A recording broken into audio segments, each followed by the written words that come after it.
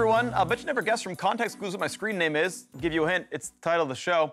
9.4 hits pro play this weekend, so I'm right here to run you through the changes in the patch that I think actually matter for pro play. So we saw nerfs to champions that were super high priority in pro, buffs to champs that were both low priority and also suck in solo queue, and some reworks that will be quite impactful as well. And we're going to start with the Schadenfreude, the nerfs to champs we all hate to see. Let's get into it. Lucian, Urgot, Thresh, Yasuo, and Karthus all went down in power this patch. And yeah, as you can see, they were, a lot of them, really just all over the place in pro play. So let's talk about them one by one. At the top of the pile is Lucian, who's been utilizing a new build as of late. He starts Ardent Blaze at level 1, maxes it first, and it's honestly just really powerful for laning. It's got cheap cost, where it's reliable to hit with, it's got long range, it's everything you ever want in a laning spell, and it's made him an even more extreme lane bully. So there's an increase to the mana cost and lower damage on the rank up that should make this maybe less of a viable build. Ultimately, I don't see this change meaning all that much for the champion. He's probably still here to stay. Qmax, of course, still viable, so completely playable champion. Next up is Urgot, who was hit much harder in this patch. Oh my gosh, he is just dead. So for most of his laning phase, is going to be significantly higher mana costs. His Q is up 20 mana. The W is up 20 mana at rank 1. That's a really big deal. He also lost a lot of shielding. Rank 1 W has half the shield on it overall. That's huge as well. He fell like 6% win rate in solo queue, which is absolutely massive for a single patch. And in my opinion, if pros are still playing him this week, it means they don't read patch notes, because I think he's just gone. And so let's all make fun of teams that pick him. Now, Thresh was not only the king of the dam, but also the support pool as well. He was picked or banned at about 3/4 of all champ selects in pro play, and he got taken down a small notch, but one that matters. Light touches to his Q's mana cost and cooldown at early ranks means that maybe we see him a little bit less, but I think he will probably still be the #1 support, just a little bit less oppressive in solo queue.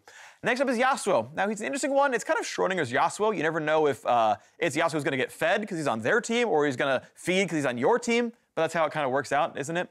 But worldwide, he was seen in about 2/3 of pro play champ selects, and as we mentioned, he's obviously a terror in solo queue. Those crit item buffs did a lot for him. So he's losing some base AD and some crit damage on his Q, which will bring him more in line. I think he's still viable, and we always know that allied Yasuo is still going 0-15, so that's not going to change, but should mean a fair bit for pro play as well, should still be around.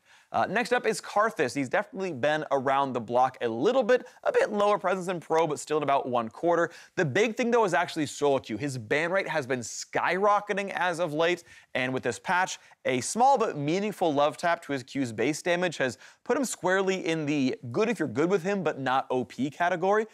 Certainly means a lot for his jungle as well.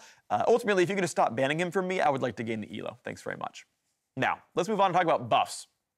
Except for Sylas, all these champions were super low win rate in solo queue and are practically non-existent in pro play. Those pick ban percentages down there, right from the top 4 regions, not counting Elpia, who didn't play on 9.3.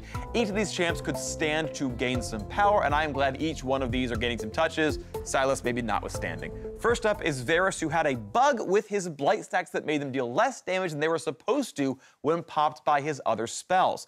The big change here is that players probably need to go Emax into Wmax second for reliably exploiting these blight stacks. It is his best build now, and with that build, I think he will be very strong. But if you're not putting points in W, this bug fix means basically nothing, so keep that in mind. If you want this champion to be stronger, you need to put points in there.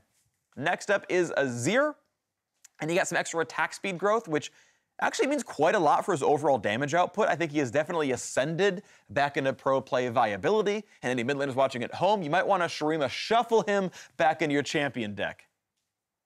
Next up is Rek'Sai, who got a ton of various small buffs to a bunch of different areas like Fury Generation and her ultimate's reliability, and honestly, this did massive work for her overall strength. I fully expect we see Rek'Sai pop out of the ground in this week's pro games. I think she is completely back. Next up is Meganar, who got some extra durability while transformed.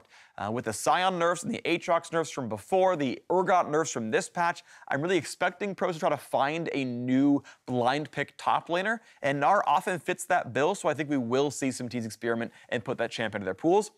Next up is Zed, who got extra attack speed growth, extra Q damage, extra reliability on the W from cast range. As recompense, though, did lose the free bonus attack damage from killing with Deathmark.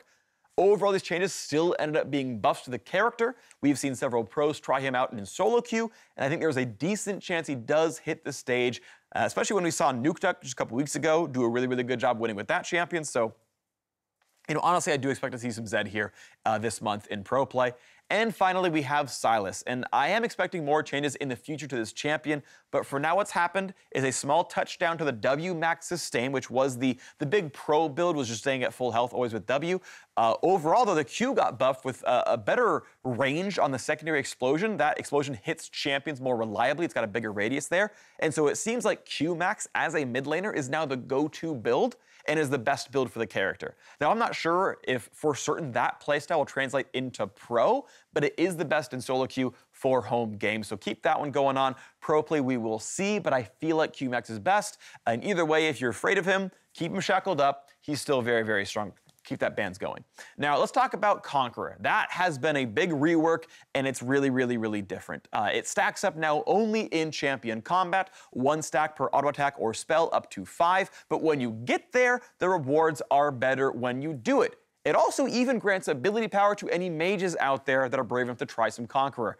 As you may have guessed, of course, champions with high attack speed and low cooldowns or multicast abilities like Riven gained a lot of power using this keystone, with top laners like Kled and that Riven and that Aurelia gaining a lot. Junglers like Rek'Sai and Kindred care about this. Even bot laners like Ashe are getting quite a bit of benefit out of this new keystone. We might even see Conqueror on the more rapid-fire mages like Azir or Cassiopeia. It doesn't seem to be optimal on them, but is certainly on par with the high-end alternatives, and we might see it a little bit. All in all, it looks like this patch is going to do quite a bit to shake up pro play. Urgot is out, RIP, he is dead. In his stead, the buffs to Varus, Azir, Rek'Sai, and Gnar will bring them all into view. Conqueror will probably bring up a few champions as well by itself, with really big winners like Rek'Sai taking a spot in center stage. Now, that's going to be it for this episode of The Phreak Show, and even though I got my prediction that Aurelia was going to be premier last time around, I got that one wrong, it's okay. I am bound to be right this time with the Rek'Sai prediction. I'm sure of it. And also, I was just a soothsayer. I was just one patch early for Aurelia. I'm right this time, for sure.